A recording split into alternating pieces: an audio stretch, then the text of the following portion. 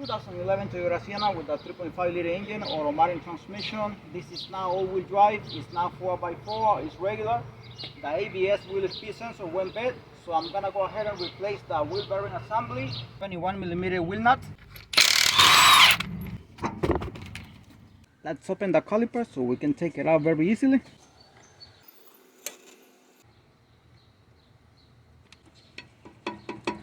The brake caliper has two 17mm bolts, one here and another one on the bottom.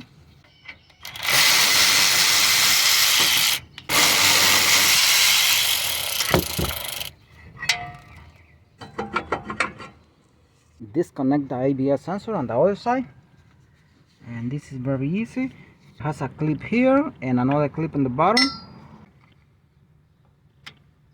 See? And also open the one on the other side on the bottom. See the tab right there? If I press both of them against each other, it's gonna lock. The same here too, see? And then the connector here has a tab on the bottom that you apply it, press on the tab and pull out the connector like this. The problem that most of the time happens with these bearings is that they really get stuck. What I do in this case is I take out the nut and then I put them back by hand. By the way, they are 17mm nut. What you do is you go just like this. Now also you can use a puller. I have a puller here, but the pullers in this case don't work too much when it comes to pull out these bearings. I mean, sometimes they might work, but what happens is that the puller pulls it out, then the entire assembly comes out. A wheel bearing with the brakes here. So I'm gonna try to lose the nut, to take them out and put them by hand, and then I'm gonna see if I can lose it from here. Also, spray penetrating oil before doing this, or after you take out the nut, and let it sit for about 5 or 10 minutes. Maybe the penetrating oil helps a little bit. So let's see.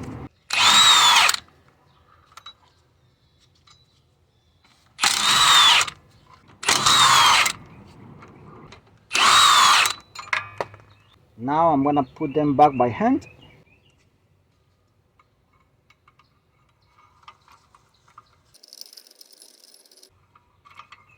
Just like that. Alright, I put all the nuts back by hand. They are a little bit loose.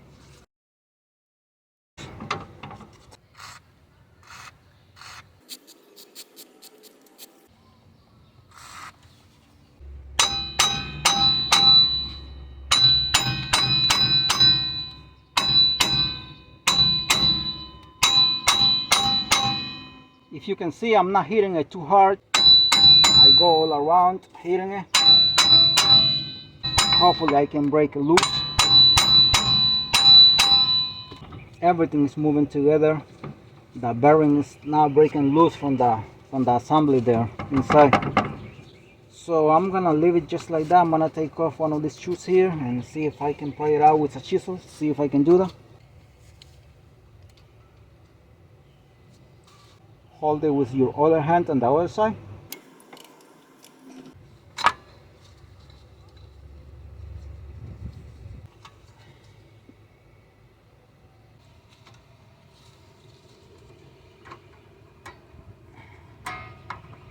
Alright, I took out that shoe right there from the adjuster right there, so it can give me the chance to open it a little bit more.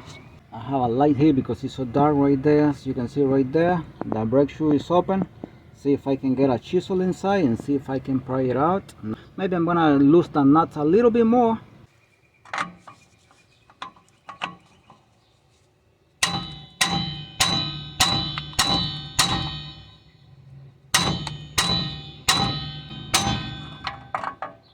The reason why I don't take off the nuts completely is because the whole thing is gonna come out. Then doing this outside is gonna be even worse. So at least here I'm holding it all together.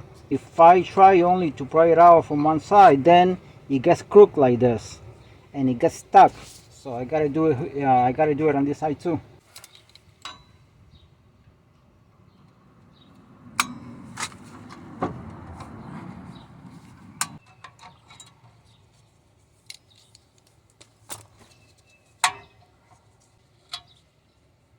I'm gonna pry it out from here right now, and I have two nuts here. You cannot have two nuts here on this side when you prying it out on this side here.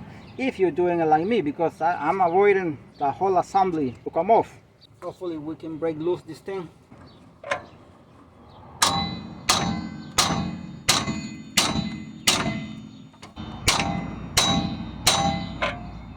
Right now I'm gonna hit it here a little bit. Hopefully it comes out. I hope the bracket doesn't come off there, otherwise the whole thing is gonna come out again.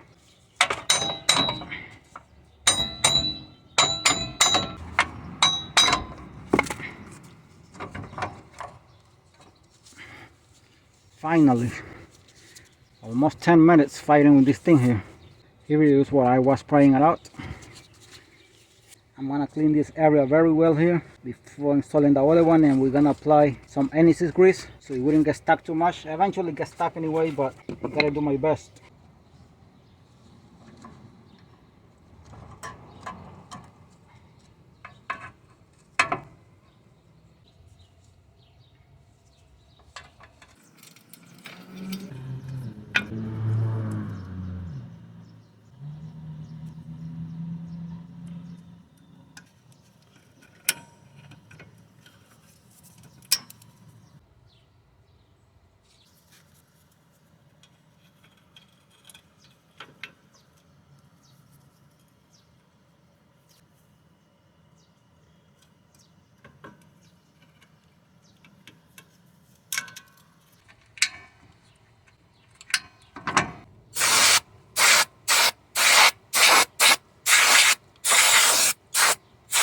Spraying here some starter fluid before cleaning everything with metal brush.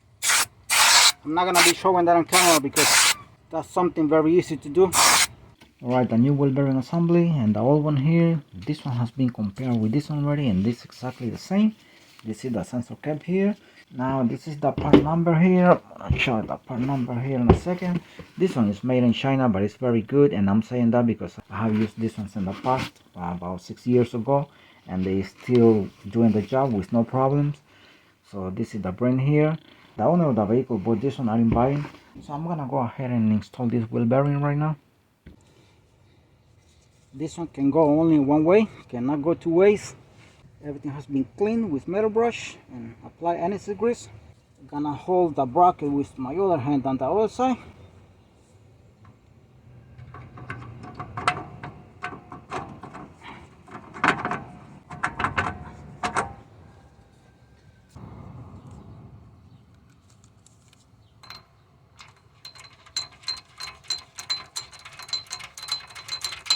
Ensure the nut goes all the way inside by hand, and we're gonna torque this nut at 66 foot-pounds.